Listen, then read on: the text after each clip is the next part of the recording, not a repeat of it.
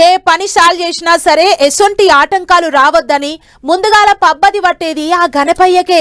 ఆపదలన్నీ ఓగొట్టి అన్ని శుభాలే ఇచ్చే దేవుడు గణపతి. అందుకే దేవుళ్ళు కూడా మొదటి పూజ ఆయనకే ఇచ్చిండ్రు అన్నట్టు ఈసారి కూడా వినాయక చవితి పండుగకు ముందుకు ముందే ఊరువాడ తయారైతుంది.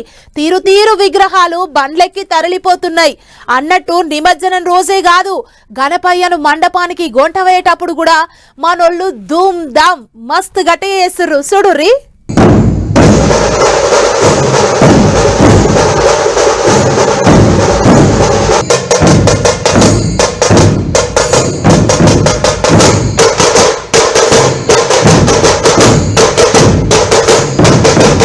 గణేశుల పండుగకి ఇంకో 20 దినాలు ఉన్నది గాని అప్పుడే దేశం అంతా పండుగ సంబరం చాలా అయింది. ముందుకు ముందే జై బోలో గణేష్ మహారాజ్ కి జై అనుకుంటా పబ్లిక్ అంతా పెద్ద పెద్ద విగ్రహాలు కొనకపోతుండ్రు. అన్ని దిక్కులేమో గాని చవితి పండుగను దునియా అంతా చెప్పుకునేటట్టు చేసుకునే ముంబాయిలో ఇంగింత ఎక్కువనే కనిపిస్తుంది సాందడి. మహారాష్ట్ర బ్యాండ్ సప్పుళ్ళు అప్పుడే గట్టిగా మోగుతున్నాయి, వాడలన్నీ దద్దరిల్లుతున్నాయి.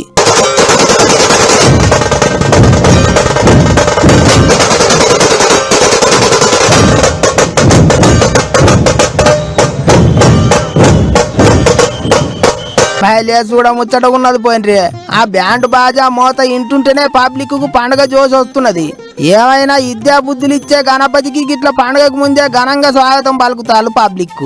ఎట్లయితే నిమజ్జనం అప్పుడు గణపయ్యను గంగమ్మ సన్నిధికి సాగనంపేందుకు జాతర చేస్తారు, అట్లనే గణేష్ ఆగమన పేరుతోని విగ్రహం తీసుకొచ్చేటప్పుడు కూడా గణపతి బప్ప మోరియా అంటుండ్రు.